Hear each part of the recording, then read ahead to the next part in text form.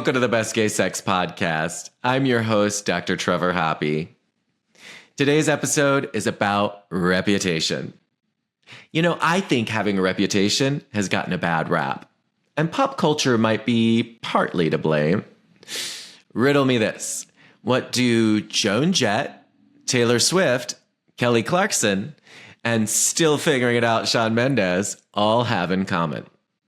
They've all put out records about having a reputation. A bad reputation. But why is having a reputation always so sus?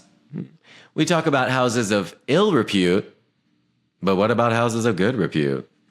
I mean, wasn't it word of her legendary milkshakes that brought all the boys to Khalees's yard? And like Khalees, today's guest makes the case that having one satisfied partner can lead to two more at your doorstep.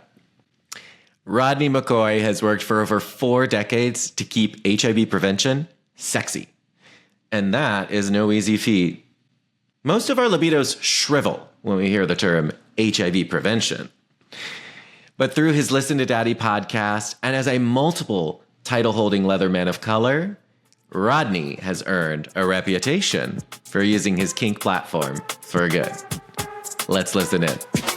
Rod McCoy, welcome to the Best Gay Sex Podcast. Thank you. Thank you. It's an honor. It's a privilege. I'm glad to be here. And thank you. I'm so excited to talk to you more, to learn more about what you think the best gay sex looks like. But before we get to all the good stuff, tell listeners a little bit about where you're from and where you grew up. Well, first of all, you know the song Native New Yorker by Odyssey? Of course. I'm a native New Yorker. I'm the Brooklyn, to be exact. I've lived all over the great borough of Brooklyn. And I'm also the oldest of 5 kids to, of course, the same parents. And I do have to say, and I have an excellent tease this week about being from New York, because I've been living in the DC area now for 20 years, well, over 20 years. And he says, why do people from New York leave to New York to talk about how great it is? It is. And I just love going back there. Of course, I have another reason to be there, being that my partner is there. So that's even more reason to go back. But no, that's where I'm from. I think as people get to know me, they'll be like, yep, he's a New Yorker. So, yes. So, New Yorker, born and bred. I love it. And what was it like growing up there as a young queer person? Like what part of your life journey did you start to think, oh, I might be different from the other boys? As a teenager, just starting to explore it. I don't even say explore it, but just recognizing it, especially in a conservative Christian family. It was not easy. People would think, oh, you're in one of the gay meccas. Wow, you would think that you're like sky's the limit. Not necessarily. Not when you're a teenager and not when you don't know what's out there. It actually took me leaving New York to go to school. For those of you who know Oberlin College, that's where I went. Nice. It's in Ohio, a fairly prestigious liberal arts college. Also very progressive in terms of its politics, in terms of its environment. And that allowed me to come out. So when I came back about 5 years later, back to New York, that's when I started to discover, oh, wow, all of this was here and I didn't even know it. So I would say as a young adult, particularly in the 90s in Brooklyn, oh man, especially downtown Brooklyn, Fort Greene, Clinton Hill, that was the place to be. And for those who may be listening, who grew up or lived in Brooklyn in New York City around the 90s, y'all know what I'm talking about. I mean, the nightlife, the people, it was just amazing. It was just exactly what I needed to really come to my own. I love that. And so did you start having sexual experiences while you were at Oberlin, or did that take coming back to New York? I had a few in my freshman year. And for some reason, and looking back, I think I was just so intense as a person. Intense in my studies, intense in mingling with folks, intense in the political arena in terms of the campus. I think I'm looking back, I may have turned some people off. So it wasn't until I got back to New York, where people were like, "Oh, here's this." But I'm in my 20s, early 20s, back in New York, fresh off the farm, as I called it, coming back from Ohio to New York, and being slender, much more skinnier than I am now. Small, skinny, outgoing. Like, hi, who are you? And I got a lot of notice. I got a lot of attention.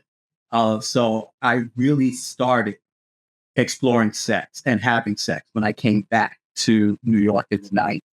And I was about to say, like coming back to New York, that I thought I was on that I had come into my own. That actually came later. I think in my 40s and 50s. That's what I would say now is when I've really come into my own sexually. But I think I had a very good start, a very good foundation coming back to New York, coming back home. Are there any particular experiences that stick out to you at that time that you're like, this is the thing that was like, oh, wow, this is what sex can be like? Oh, Jesus. Roll the tape. Roll tape. I'll never forget. And I'm going to tell on myself. So I've always been, as an adult, I've always worked in HIV prevention. And there was one organization that I worked for where some of the things we had to do was go do outreach in some of the areas where we congregated, socially, sexually, all that good stuff. And there was one particular encounter with a handsome young man. We were about the same age. And, so I was doing my spiel about condoms. This was pre-prep. So talking about condoms, talking about getting tested, blah, blah, blah. And I could tell he was looking at me, and that was not what he really wanted to hear. So I broke and he was gorgeous. He was so sexy.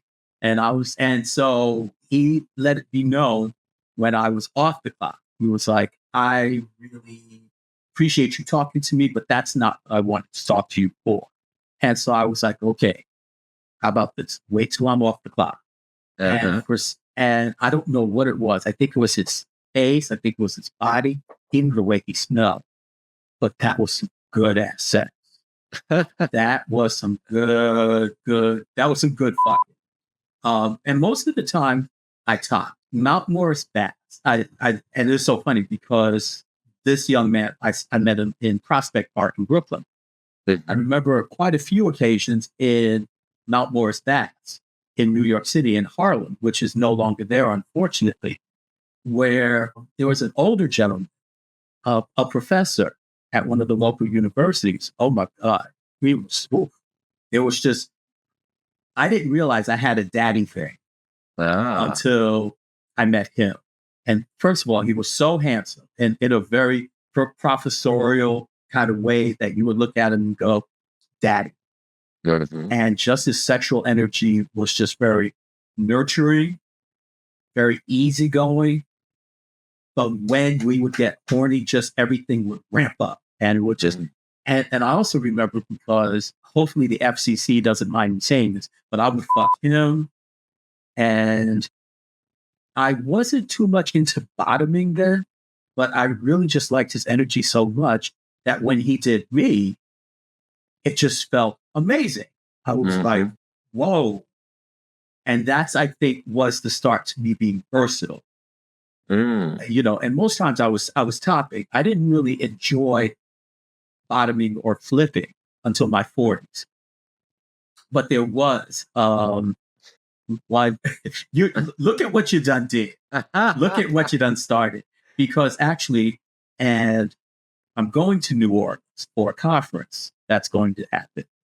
New Orleans was also a place where I had a wonderful sexual experience with a local down at, and I don't know what it is about me in bathhouses. I don't know what it is, but he was tall, like that tall, dark, hands muscular. Maybe a few years younger than me. I was in my mid to late 30s. Was just a little bit younger. He tasted so good, and I sucked him off, and it was just delicious. Tasting it, feeling it splash on me. I was on my knees sucking him, like right there. And so I thought that was it. And so, after we wiped up and we were talking and we were vibing. And so I was just like, okay. And he's cool. So I was fine with talking. And he got this look on his face. And I was like, what? And he said, and I'll never forget, he said, I want to know how it feels to be inside you. And I said, wow. Okay. And at the time, I was kind of like, and here's the other thing, dude was huge. And I'm already not that experienced in bottoming, but I was like, well, God damn it, I'm going to give this the old college try. And I have to tell you, that was one of the first times. And I remember being on my hands and knees, doggy. And he didn't have his own room. But there was a space. There was one open space between the cubicles at Flex New Orleans, which is unfortunately no longer there. But so we went into that space and he just slid in slowly. And I think because I was so turned on and I was comfortable with him, I just breathed, took a breath, and just let him slide in slowly. And he just slowly stroked me.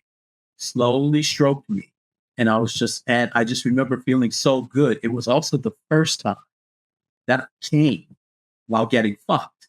And that was memorable for me because even now, that rarely happens. Or let me put it this way. That was the first time I actually ejaculated. Now, right. I also discovered anal orgasms. That's a whole nother story. Oh, we'll get there. Yeah. Don't you worry. Okay. You're like, we got time today. We got time. Those are some of like my more memorable times from when I was living in New York.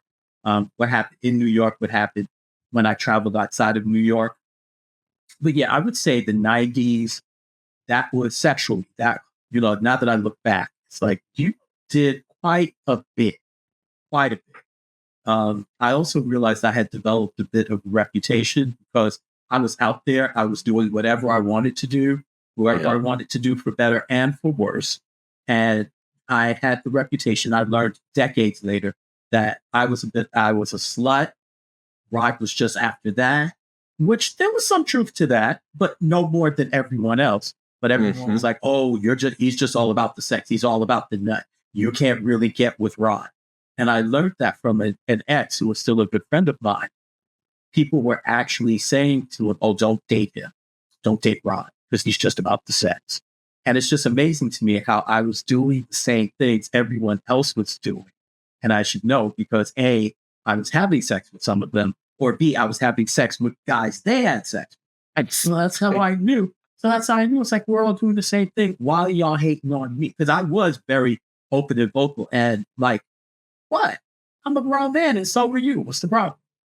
When you live out loud, people always have things to say. But the truth is that everybody else is on, now Grindr, back then, obviously differently, but everyone indeed. Yeah. I hate Grindr. Oh, yeah. I do not like Grindr. Yeah. But that's me personally. Definitely. Well, it sounds like you've had some pretty amazing early experiences. I wonder if there were some bad experiences along the way that might have taught you some lessons about what you're into or not into, or boundaries, or lessons that you took away. The answer is yes. It's funny because I talked about learning how to bottom, and I do remember there was one, and this happened, I think, for a lot of us. There was this because I mostly talked, but there were guys who wanted to fuck me. I guess whatever I looked like back there, they were liking it. So I remember this one guy in particular. I mean, very handsome, very, very masculine, very muscular, who really wanted to fuck me. And I was like, at the time, because I was more comfortable top it rather than bottom, it was like, okay, we can give it a try, but I want to flip. And he said, okay, yeah, sure, we can do that. We can, let me fuck you first and then you can do me. And he did me and it was okay. But what really got me was when he came. And so I was like, okay, it's my turn. He's like, no. Right. And that was very common. Games. Really? Like well, at least among the circles that I ran in, That was very common. Guys who said that, who would say anything just to get the ass. So I heard of such tales until it happened to me. Guys who said they would talk, and then when you got them, to wherever y'all were going, you're wondering why both your legs are up. So I had heard that from too many of my friends. I was like, well, if that's a problem, send them my way. Oh, right. Right. And I think, looking back, I wish he had just been honest, because that kind of messed with me a little bit. It's like, didn't have to lie. I could have either said, yeah, or I would have just said, no, thanks. And, let's just keep it pushing. The idea that someone would have to lie just to get what you would want. I was like, nah, I thought we were grown. We don't have to do that. Another time that I also do remember was a buddy of mine had an ex that I wound up having sex with. And that was cold, and not cold, but that was bad for me for two reasons. When I had sex with my buddy's ex, he said, okay, he got very cold. He was like, okay, we're good. I'm good. You can see yourself to the door.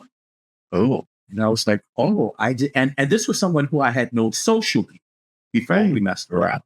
And so I was like, I never knew that side. Okay. Okay. And out of guilt, I told my buddy what had happened. I left out the cold part, but I said, look, I got to tell you, this is crap. Oh, he lit into my ass. Oh, no. And it's so funny because then his ex, when he learned about it, he said, I wish I had told you this. Because apparently he heard about it too.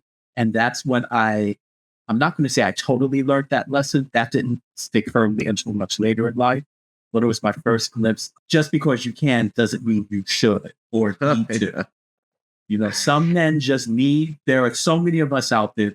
Some of us just really need to be off, especially if they're connected to someone you know. Yeah. Is that a rule for you now? Do you try to avoid people in your networks? Depends on who it is. Yeah. Now, in terms of work networks, I do sometimes, depending on the person and depending how we interact. But for the most part, if we are working as colleagues, as a matter of fact, yes, work colleagues, even if they get me hot and I'm just like, yeah, I'm just like, no, I don't shit where I eat. Not that sex is shitty unless you don't clean out right. But I've learned, it's just better to not mix work with with sexual pleasure. So that's a hard, fast rule. If you are the ex of someone who I am close to, even if you're the current of someone that I am close to, either I'm just not going to do it or there's going to be some conversation first. Because some people don't mind. Some people don't care. But that experience I told you about taught me some people do care. Yeah. So at the very least, have the conversation. That's very important. And that's what I would tell people. And if you're afraid to have the conversation. Yeah, exactly. And I think some people think it's hard to even know what those emotions will be until you're in the moment. And it can surprise you sometimes where you're like, oh, I thought that this would be cool. And now that I'm in it, I'm like, uh-oh, this is not cool. So it's a potentially volatile mix of emotions there. So I totally get that. What other kinds of, rules or kind of ways that you filter that things that you've learned from having bad experiences that have helped you kind of create some tactics for finding the good stuff and avoiding the bad stuff? There are so many of us, seriously, in terms of guys, there are so many of us that if there's someone who's not interested in me or someone who otherwise might be off limits to me, the first thing I had to learn was don't stress it. Be okay. Amen. Be quite all right with it. There are so many more men that we can have fun with. The other thing is being okay with saying no and being told no. Yeah, it's a two-sided coin. Exactly. And I've had to really, really embrace that because I've had to learn, you know what? I'm not everybody's cup of tea. Not everybody is my cup of tea. And I have a pretty big cup. I have a very broad, what I like and what I has one of those Stanley tumblers, just exactly. I have a Stanley tumbler, right? Sometimes it's a Stanley cup. But the other side to that is even with that, there's still some I'm just not feeling it. Right. Or and just like I can say no, I've had to learn. Guys can tell me no too. Even if they don't tell me no, but I just kind of get ghosted. Yes, that still happens in 2024. It's like, okay, you gave me the message. I can take it. And and even though I would prefer people being honest, also, it's okay. It's okay because I've had to learn while I'm busy stressing you or bumping my head over here, there's someone over here. There may be more people over here who are like, hello, what's up? So that has really helped me in terms of really being more chill when it comes to just navigating this navigate. And you mentioned the saying no thing, and I'm just curious because this is a debate I have with myself basically all the time is, do you actively say no or do you just not respond? Because I feel like those are both the same thing, but people feel strongly, I feel, about one direction or the other. And I don't know. What's your feelings on the matter? I really do think if it's an in-person interaction, I would definitely say, just say it. Just say it. If you're ambivalent, but sometimes there's ambivalence. Right. If you're ambivalent, if you're not sure, say so. If you're just not feeling it, say so. I think the one area, and I struggle with this too, is we talked about the apps. I find that the apps are a space where that's probably more acceptable. If you reach out to someone and you don't hear back, okay, they're not interested until they say that seems to be acceptable. So sometimes I've done that myself. I've been on not only doing it, being on the receiving end. I would say the apps probably are the only place where that's somewhat acceptable. But in person, just say it. Just say it. And that's how I feel. Yeah, totally. Of course, I think the in-person thing makes sense. I'm such an internet baby that it's the internet is such a locus of how I think about having and finding sex. But yes, of course, you can find it in person too. And people forget that. As a matter of fact, I tend to do better when I meet people in person. Yeah. And why do you think that is? Because I think that's true for myself as well and a lot of people. What do you think's what works for you in person? And let me say this: when I say in person, even this kind of face-to-face interaction to me on it is better because you get to vibe a person, you get to really get a sense of what their energy is, and that looks are fine, but energy. If I look at a guy and I say they look like they do a really good time, that's going to get my attention. Much more than or in addition to how they look. Because if you kind of look like you're just going to lay there, regardless of your position, or just kind of, or make it all about yourself, then it's kind of like, or if I just am not feeling this energy. No, just can't even you touching me. It's like, as opposed to if you're just being your natural charming self, and I'm just like, tell me more. Give me more. Yeah. I think that's it. You really can vibe off a person. And that says more than what any profile can say. Yeah, definitely. I have had many experiences where you think it's going to vibe based on online conversations. And then you get there and you're like, oh, wow, your energy is just not a match for me. And I'm sure the opposite's true too, right? Guys you're not sure about, and then it just clicks and they're so charismatic. Or they know what they're doing. And I have to say this. So there's a hot guy I met when I was in Fort Lauderdale. And, we vibe. It was just like off the chain. And I met his husband, which at first I was kind of like, physically, I'm not really feeling it. But because they wanted to do something, they were married. I was like, why not? Oh, but he knew how to use that dick though. I was like, whoa, okay.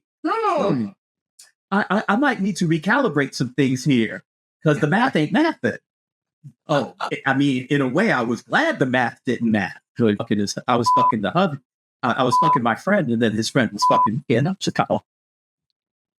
Dang. This was me. Before I went, and I was, so sometimes you're right. Sometimes you just don't know. And again, talk about Fort Lauderdale, the same event where I met this guy. There was another guy who I had met online, and looks wise, I was kind of like, not really feeling it, and I didn't really give him that energy. I happened to be at this event where there was a fuck party, and there was this older gentleman who I was kind of like, you know what, I'm liking his energy, and we had so much fun. And then we looked at each other. I was like, I know you. Yeah, we were talking.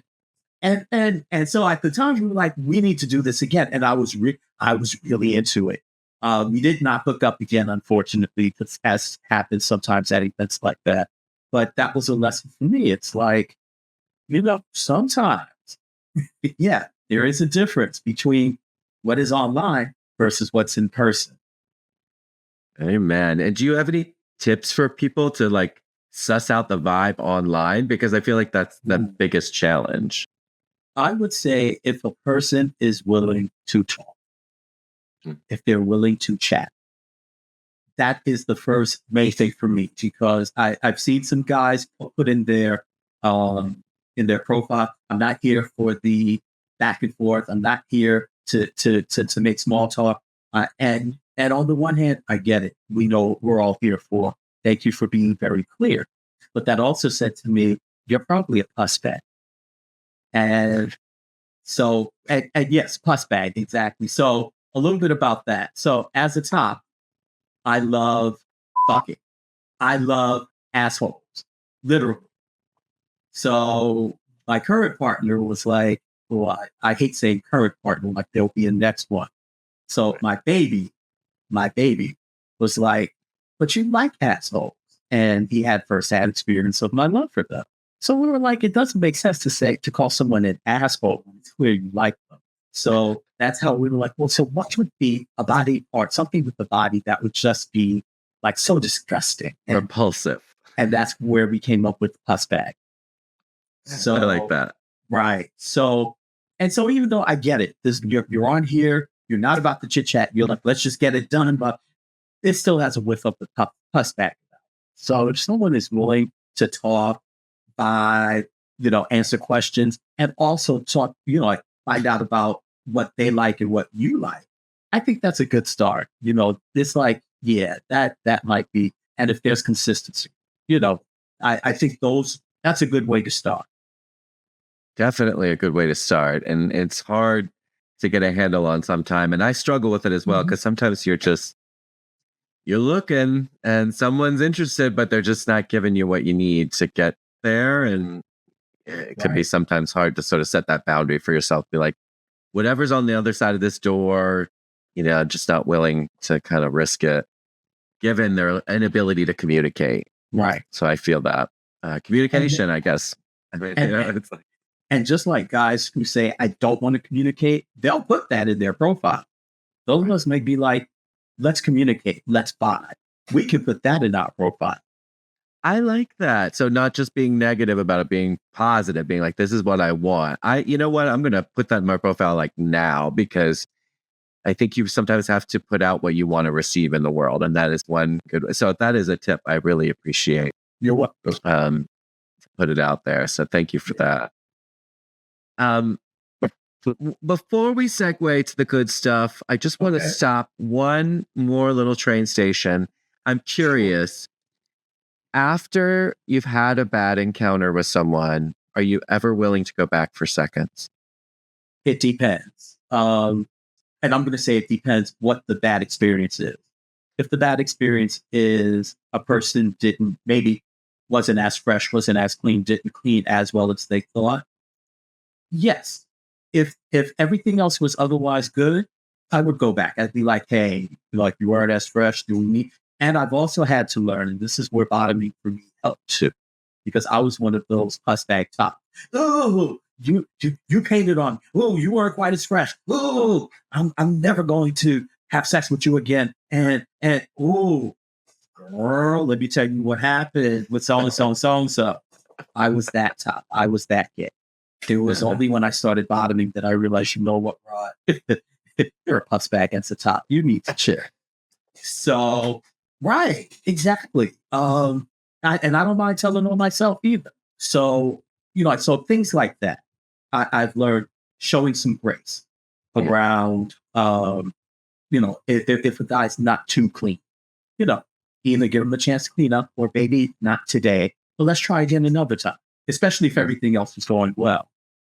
There have been some situations, either because we're just not compatible, the energy is not there. It feels like I'm doing all this work, or I'm not getting, like, for example, guys who, for me, I like noise. If a guy is just so quiet or there's no gesture, just kind of like, and I believe when they say I'm enjoying myself, and I'm just like, I'm not a guy who doesn't know how to listen to me. In fact, I did have to tell this guy no, because bottoming, especially, it's like, I'm trusting you. So if I say slow down and you don't slow down, Right. And right now, I'm not even talking about consent violation, borderline sexual assault. I'm talking about you don't know how to listen to me. And I'm trusting you with my body. So apparently, no. And I had to tell someone, because he enjoyed it. I said, no, you're about you. You don't know how to listen to me. So, well, it wasn't fun for me. So, yes, to answer your question, I've had some experiences where I did not and would not after, if it was like that. If it was just a compatibility, or you're not listening to me or care about me. Yeah. I think those are the moments where, we learn a little bit of humanity sometimes in the way we treat people, and also just learn a little bit about what we need and deserve. How about that? Yeah. Yeah. And deserve. We deserve things. And I think a lot of us, and particularly as gay and bisexual men, how we come into our own is so much shrouded in shame and punishment and belittling, so we almost feel like we have to be secretive. And yet the thing about sex that makes it work is when you can talk about what your desires are. But at the same time, we're taught to hide our desires, and just our desires to get sexual with other men. And that's not even talking about kink. That's not even talking about different forms of relationships. Just the idea of me desiring someone of the same sex or both sexes or all sexes, that I'm not hetero, that, and I think that sometimes feeds into that sense of shame, that sense of, I can't really let anyone know what I'm about, can probably lend itself to some of that. Thinking back on all the sex you've had in your life, you don't have to think about a specific experience maybe, but if one comes to mind, but like, what do you think, looking back, counts as like best sex, either a specific experience or a context, or like what gets you there? That's it. Well, off the top of my head, noise. Noise. Topping or bottoming or flipping or oral or whatever, I need noise. Because noise says to me, A, whatever I'm doing, you're enjoying it, and I love that. It also shows, I love that. It also shows that, you're uninhibited, you're really in the moment. That encourages me to be in the moment with you. I love noise. I love those sex noises. Definitely. That to me is best sex. Best sex is when I can say what I want you to do, and you can tell me what you like me to do. For example, if I can say, watch the teeth, oh, careful of the teeth, and you're like, oh, sorry, and then you just adjust accordingly, that is good sex. Not getting offended or embarrassed. No, it's just like, the thing is that I'm learning you, you're learning me. We have to communicate what you like. If I can communicate what I like, if you feel comfortable communicating to me what you want. In fact, I do kind of like it. I was talking with a friend of mine who's straight, who's hetero, and we were listening to some songs where these women who are rappers or singers are really assertive in terms of what they want their partner to do. And he's getting into it. And I was just like, you like it when a woman tells you what she wants? And he just looked back and said, yeah. And I realized I'm the same way when it comes to, and I've had my own experiences with women, and I like an assertive woman too. But it's really guys and guys who own like they like, whether it's being dicked down, whether it's, we coming on their face, and if you love me eating ass, we are gold. That's one of the things that definitely I love eating ass as the act in and of itself, as the prelude to what's next. Yeah, and a guy who loves me eating his ass. Oh, and God help me if you like eating ass too, because I don't get enough of that. I live in DC. It truly is bottom city. And so, so on the one hand, it's great because I get to eat ass. But then it's like, but this verse top loves his ass too. So someone who loves doing that, it's just like, oh. So, I hope this kind of answers your question in terms of what to me is good sex. Yeah. The noise is key. And like when you say noise, I'm assuming we're talking about a broad spectrum of things. Is there a thing that, like, I don't know, what do you feel like it does for you, the noise? The noise lets me know you're enjoying yourself. It lets me know that you're present. It lets me know, particularly if I'm topic, that what I'm doing to you is really turning you on. And that strokes my ego. I think tops miss the point when they make it all about their nut. It's like, no, dude, you need to make sure your partners are satisfied for two reasons. One, they'll come back. They'll come back. Number two, they'll tell their friends. I love that. They'll tell their friends. And what that means is it doesn't necessarily, sometimes it does mean that you'll get some friends who will want to get with you too. And that's an ego stroke or sexual experience in the making. But it's also a way, and I'll admit, to build a reputation. Let's be honest, I think as men in particular, we like having a good reputation on anything we do. He's great to hang out with. He's great to talk to. He's a really good listener. Oh, he's a great worker. He's a great father. So my whole thing is whether I get with your friends or not, with your, with your permission, going back to what we talked about earlier, the fact that guys have something good to say. In fact, there's this dude I wanted to get with for years who one time looked at me and said, I've heard about you. And what did you hear? And he just smiled and walked away. I was like, oh, okay. All right. Yeah. So it's a win-win for tops to focus on their bottom partners. It really is. It's not about what they do for us. It's what we do for them. And so noise is like, it says to me, noise is like, you're a grown-ass man. You're a grown-ass man. You're comfortable in your sexuality, and which is a turn off for me. And it's like, and you're not afraid to express when something feels good. And especially if something I'm doing to, for, or with you makes you feel that good. Oh God, it's such the huge turn on. Yeah. Noise. I love that. Yeah. Do you find, this is an aside, but in my experience, Americans are very noisy. And then when I go abroad, people are less so. Have you had that experience at all? I have not had as much experiences abroad when it comes to sex. And the guys who are foreign born who come here almost feel like they've got the space now to make noise. So yeah. So I really can't comment again because of my relative lack of experience with sex abroad. No, I totally get it. It's just one of those things that I hear from like my French, one of my friends is French, is like, gosh, you Americans are so loud in bed. And he was like, French people are not loud at all. And it fascinates me because I like the noise too. So I think of it as a good thing, and a form of communication.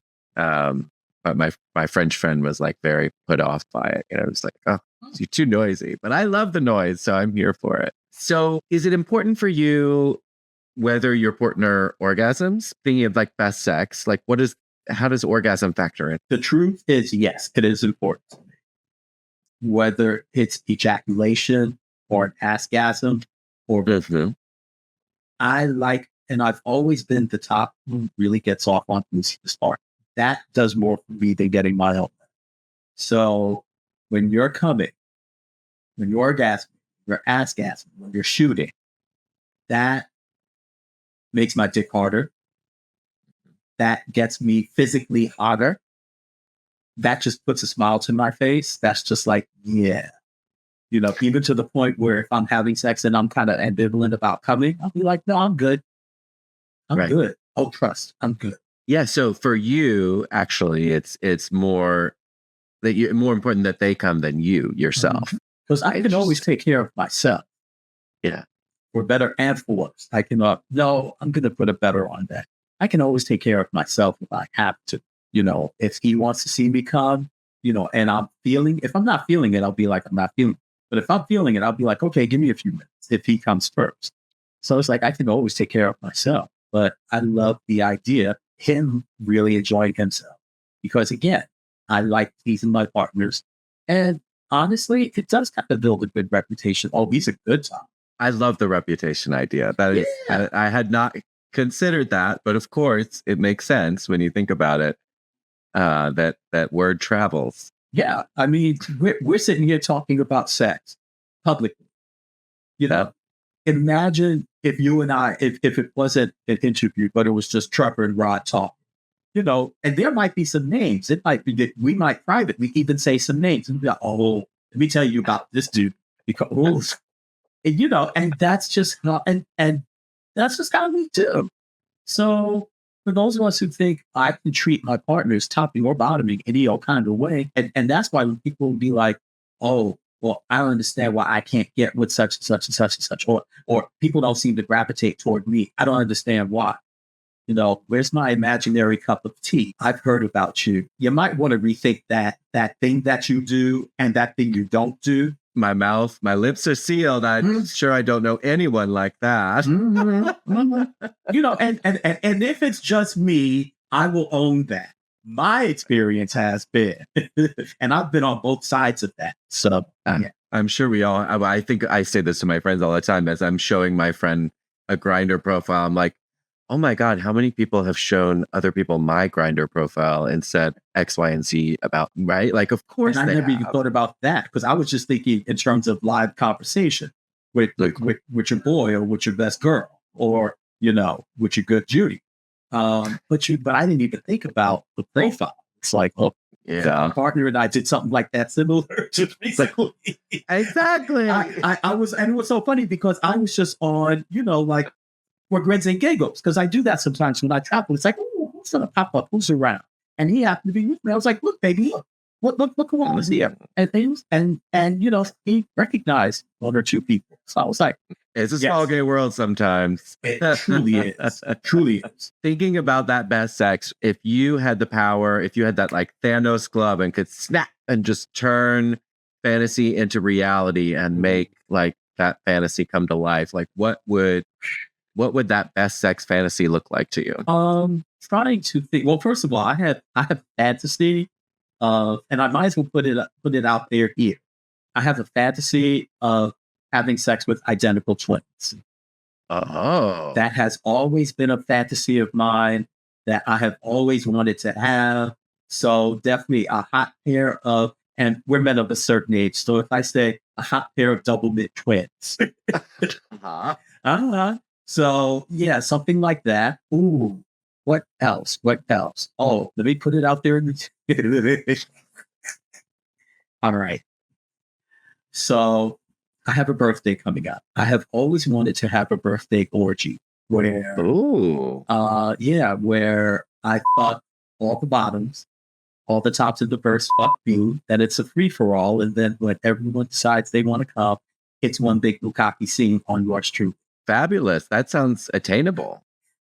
I'll probably wait a year or two because I was with someone last year where I was like, help me put this together. I was dating someone. So I was like, you're a freak. I'm a freak. Help me put this together. It never happened. Yeah. It never happened. So it did not happen. So, but I do want a birthday orgy at some point. I really do. I probably, if I think of something else, and of course, different celebrities and things, that I'm just like, who does it for you? Oh God, there are too many to name. There really are. Idris Elba was at the top of the list. Oh my gosh. Yeah, he could. So could Henry Cavill. Oh, that's a big man. And I like to climb trees. So, yes. Let me see. Who all else? Who all else? You know what?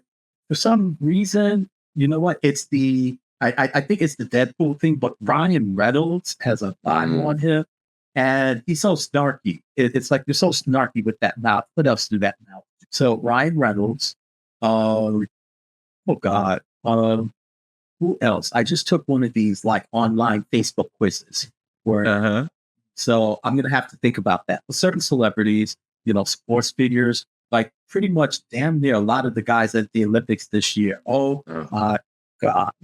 Oh my God. The pole vaulter. The pole vaulter, the Turkish guy who just looked like he just walked off the street, just decided to shoot a few things and got the silver shooter. medal, but he's hot though. Noah Lyles, kind of like, okay, I see you. I see you. I know we can do with some of those medals. Who all else? Marcel Jacob from Italy. You have Marcel, 1L, Jacobs. I'll have to check him out. Oh, yes. Yeah, they are pretty at the Olympics for sure. Oh, my God. I would be like Janet Jackson, one of her earlier hits. No sleep. No sleep. Oh, wait a minute. And Frederick Richard and Stephen, the pommel horse guy. Oh, those so cute. Those two. So cute. Whoops. Yeah. Yeah. I'm a bit of a freak, so I love that you focus. You have very like focused ideas of like hot. It's like attached to bodies in a particular. Sometimes I ask this question and it's so abstract, but you're like, you know what you want, and I love that. I like what I like, and and for me, what I also appreciate is that for me, there's this wide range of what I like, what turns me on. It's the Stanley Cup. Yeah, the Stanley Cup, So it's like you have a pretty good chance with pretty good chance if you've got a handsome face and a decent, nice, or tight, hot, whatever tight and hot is. Yeah. And you've got a personality to match and freak energy. Energy.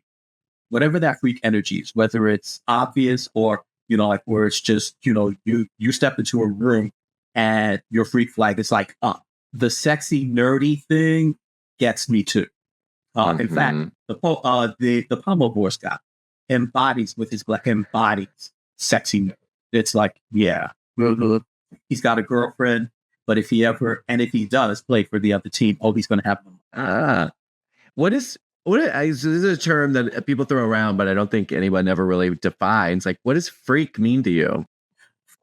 There's a key syllable, and that is free. And I think when I think of freak, a person who is free with their desires.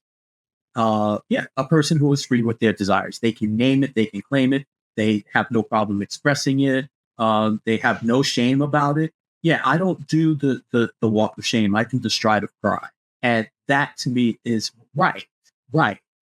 What am I ashamed for? I got a recommendation. What am I ashamed for? There were 2 or 3 nuts between us. What am I ashamed for? We made noise. And that's what a freak is. He, she, they are so free in terms of who they are sexually, that shame has no place in it. And they're willing to do and explore and be whoever they are sexually. That to me is a free emphasis on the free and freak. Exactly. I think that's fabulous and helps me because it's something that maybe I'm going to add that to my profile too. I got a lot of things to add to my profile after this conversation. What kind of skills do you think it takes to have the best sex? Wow. Communication. I would say that would be number one. There are, I think, many things up in here that we like and that we like to do, but it needs to be able to come here to be able to say, this is what I want to do. That's the number one skill. I would say that's the number one skill, communication. This is the other thing too. When we say, you should know, even for those of us who are sexually active and have been for a while, if we don't satisfy our partner, either in the moment or in general, then it's like, well, you should know this. You should know this. And I'm like, dude, this is the first time I'm having sex with you. I don't know you. Not really. Yeah. And to me, such statements like that are like, don't project onto the other person the work they're not doing because you didn't do the work yourself of really knowing what you like, how you like it, and more importantly, to effectively say, this is what I want. That's why if guys say, to me during sex, not so hard or harder, whatever that is, to me, that's perfect because it's like, okay, now I know what to do. If it's like not there, but here, again, I need to know that. Or you missed a spot. Again, I need to know that. Some guys are extremely hardwired in their nipples. Some are not. Amen. Some don't like it at all. Exactly. Yeah. Some guys love to have their asses eaten. Some can take it or leave it. Again, that's the one thing where I'll say that's because you haven't had them. That's the only thing. Some guys like to have their dick sucked. Some of us do not. Or some of us are ambivalent. Definitely. Some of us don't like teeth. Some of us don't mind a little scrape. I found that out not too long ago. I was like, oh, okay. I'd rather have dentures that I could pop out rather than scrape a dick. But, again, if you tell me, oh, that's okay, that turns me on, then I'll be like, okay, where are my canines? But communication. It goes back. Yeah. I would say that's it. Communication. And also knowing what you like. Because that takes time, right? I mean, that's so hard. I think even, as I'm I turned 41 recently, and it's still amazing when you learn new things. Yes. Old dogs can be taught new tricks, it turns out. But there is a baseline that you need people to be in touch with. And I would agree. Yeah. Yeah. And being able to communicate that and to listen. Just because 5 guys before you said they liked that thing, and the 6th guy was like, not so much, and I'm going to own my stuff. Once upon a time, I would be in my physical, damn, everybody else thought you like what you like. And that goes with the saying and hearing no. If they don't like that, then the next question is, okay, then what would you like me to do? What does something that's being able to listen? What tips would you have for young queer men out there trying to find that best sex, but struggling to find it? The first question I would have is, what are you struggling around? If you're struggling around with being okay with being sexual, and this is not a read, this is from real. Counseling is a good thing. A gay, sex positive counselor, because there's a lot of messaging around, particularly men having sex with each other. For some reason, women having sex with each other, I'm not going to say it's 100% acceptable, but women can get a pass. Right. It can be exoticized even, not necessarily for the better, but at least the idea isn't foreign to a lot of people. But there's still even a tad more shame and judgment passed still for our sex between guys. That's a lot to unpack to really get to heaven. So don't be ashamed if you need to speak to a counselor about it. That's number one. Because God knows, even in terms of learning how to bottom, there's some internal mental stuff that I had to get past as well. I had to talk to people, and not just therapists, but even guys who bottom them. It's like, well, how did you navigate this? Or what do you think of this? So one, check the messaging. That's the big thing. Because once we can get past the shame and the guilt, then it can be like masturbate and play with yourself. A lot of times people treat masturbation like it is the, how do I put it? The appetizer. Or no. It is the, how do I put this? It's what you do in the meantime until you get the real thing. Mm-hmm. And masturbation is not a placeholder. It is not a filler. It is a viable experience because that is how you learn how you like to have your dick sucked. That's how you learn if you like to play with other parts of your body, how you like to be stroked.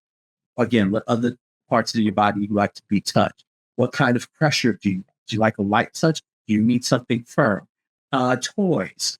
toys for your dick, toys for your ass, toys, like to play with other parts of your body, Mhm. different types of moves, masturbation, self-play, solo play. I can't emphasize that enough. That also helps me in bottom. It still gets me through. I live in DC, so I don't always, I don't always get the dick that I want when I want it. So the toys come in handy, and it also helps me prepare. I've got toys, dildos of different sizes and different Mhm. thicknesses, so it helps me to play with different textures, different lengths, in different positions. So when I finally do get some dick, it's like, okay, I'm more ready. That's one of the ways I would say to young men, don't be afraid to play yourself and don't be afraid to play with yourself. Because if I'm playing with you, I want to know what you like. You can have a better way to tell me. Mhm. And don't be afraid to have sex with more than one person Mhm. because that's how we learn. Guys, we do different things with guys, they do different things with us. That's also how we learn. And with that, I would say, don't forget condoms, PrEP, Pep, getting tested every 3 to 6 months. That's and in my work in HIV prevention, what I tell young men is if you want to play the grown up game, you got to know the grown up rules and those are the rules. Everything I'm saying right now, these are the grown ups. This is how you get to being like us, Playing the big leagues. I playing in the like big that. leagues. Yeah, Get that Stanley Cup. yeah. All these sports analogies. I am a guy who loves sports. So Yeah. I do. Football season is coming. And like pun unintended. And like I tell any guy that I'm with, it's like be prepared to join football with me or at least be okay to be a football widow or widower. I mean, I love the outfits for sure. I love both. Especially Yeah. when they're playing the game in the rain and they've got those light colored jerseys and pants. And the moisture is showing everything while you are doing that Hail Mary pass to win the game that I bet on. Yeah. Yeah. I'm one of those few gay guys who really enjoy the game and not just the players themselves, but I actually enjoy the game itself. Well, I like to end with the same question every time, a segment I called Sordid Lives and Untold Tales, or SLUT for short. Oh, yes, that's right. What's the sluttiest thing you've ever done? Now I'm almost embarrassed to mention it. So the first time I went to, oh God, there are two stories. I can make two quick stories? Absolutely. Okay, so one of the sluttiest things I did was, well, this was kind of mild in comparison, but the first one was kind of mild, where I was in Montreal, and I was with a partner at the time, and quite luckily, things were not good. Things were not good, and I was like, you know what? He's gone to bed. I still want some action. I want something. I didn't know what. So I went. So the hotel we were staying at had a bar downstairs. So I just decided, okay, let me just throw on some shoes and an oversized T-shirt. It was the night, and that was all. And I went downstairs, mixed and mingled. And some guys, and I wore it low enough that you couldn't exactly see. But if you looked real closely, you could. And some guys were like, "Is that the only thing you're wearing?" It's like, maybe. I love that. And again, it ironically nothing happened sexual, but I got a lot of attention and I got a lot of energy. Oh. Were you wearing underwear? No. Dang. No. Bold. Jock straps? No, I was bold. But again, it came out of the space of like just wanting some kind of attention. And ironically, and again, nothing sexual happened, but I didn't realize at the time I just wanted attention. So I wound up doing that and got some attention before I went back upstairs. I bet. Yeah. And the other thing was again, playing out an orgy, sucking as much dick as I could. And finally I was just like, you know what? I think this was before I learned what bukkake was. I was sucking off these guys in a circle. And so I wanted all of them to come on in. So I kept sucking on them until one after the other just shot on me. And the host, and I got up at one point because I had to shower. And the host just looked at me and he was like, "Jeez, you're pretty calm." And I was. And you were And like, it was yeah. glorious, glorious. And trying to think, I don't know if this counts as slutty, but me and my best friend and his husband, my best friend at the time, maybe rest in peace, and his husband and I went to an orgy together. And there was another dude, turned out to be a boxer. And so long story short, I'm trying to remember what it was. I think, no. So me and my best friend, he was fucking one guy. I was fucking another. And we literally were side by side, syncing our thrusts in time, with each other. So we were going in at the same time. We were coming out and going in at the same time.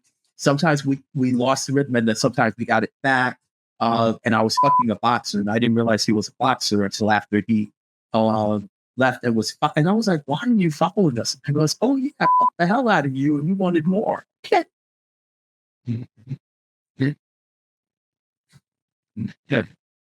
Yes. Yeah. I was, Tinashe ain't got nothing on me. She's the one who sings Nasty Girl. Yeah, you know what I'm talking about. I was like, I'm glad you sing the song, but girl, you ain't got nothing on me. Thank God. Well, amen to that.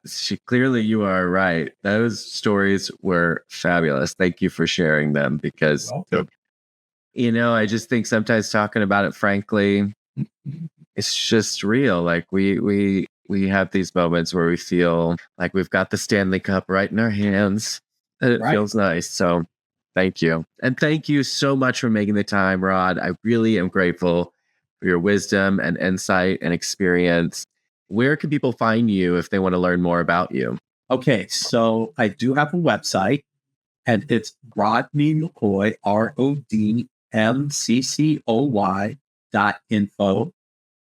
If you reach me there, you can leave me a message. It'll come to my email. And I have two emails. You can reach, no, better yet, do it through the website. You can also reach me on Instagram, on IG. I am Daddy, DADDY, Rod. That's me on Instagram. And on Facebook, I am Daddy Rod, DADDIE, Rod. And I'm DADDIE because Facebook won't let me be great.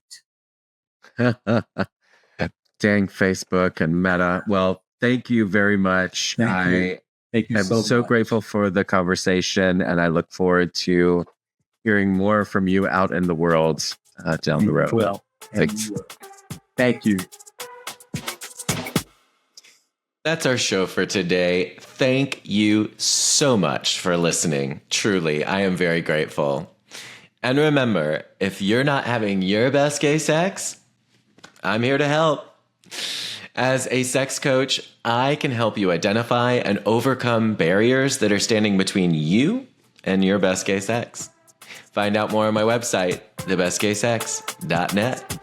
Till next time, see you soon.